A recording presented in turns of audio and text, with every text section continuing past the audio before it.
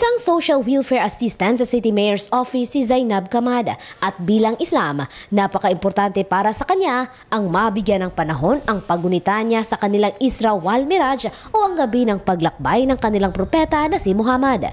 Kaya naman, nasiyahan ito ng malamang bukas, Mayo 5, na siyang araw ng nasabing pagdiriwang ay wala silang trabaho. Islam is Friday ay Saturday, hindi man yung Friday pero sa bahay kami mag-pray, mag-worship, magbasa ng Quran, Holy Quran.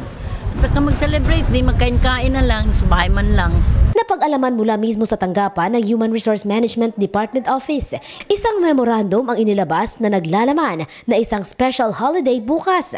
Ito'y base na rin sa bisa ng Article 169, 170 at 172 sa ilalim ng Presidential Decree No. 1083 o mas kilala sa Muslim Personal Laws of the Philippines and Civil Service Commission.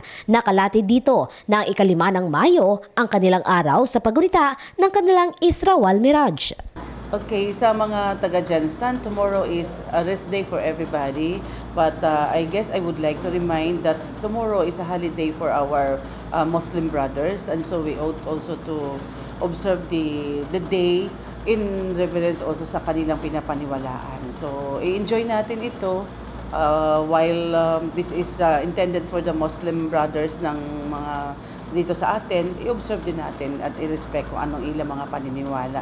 I think that's the best way to celebrate the holiday tomorrow. While resting, magpapahinga tayo, but we will give also respect to the beliefs ng ating Muslim brothers.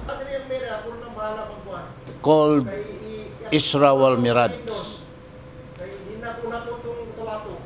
We celebrate this to commemorate the journey, the ascension of Prophet Muhammad, peace be upon him, to heaven. Every Muslim should remember this. Ulitin din natin yung araw na yun. Magmuni-muni, being empleyado kasi kami, ang rest lang namin Saturday and Sunday. At least makapag ano kami bukas, makarest kami.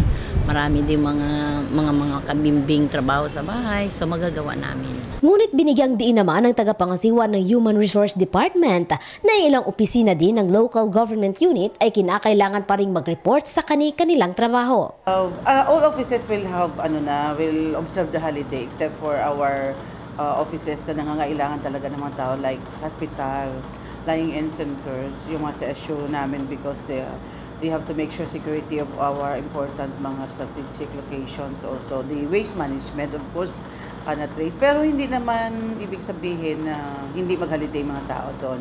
Skeletal forces lang naman ang gina-require sa kanila. For example, sa waste management, dapat may mga tao talaga naghahakot sa basura natin. Hindi naman dapat mahinto yung mga bagay na yun. So, skeletal forces lang naman yung nandoon. Then we have also yung traffic, of course, Bulaong Terminal. So, yun yung mga offices na kailangan natin. The slaughterhouse pa included in yun.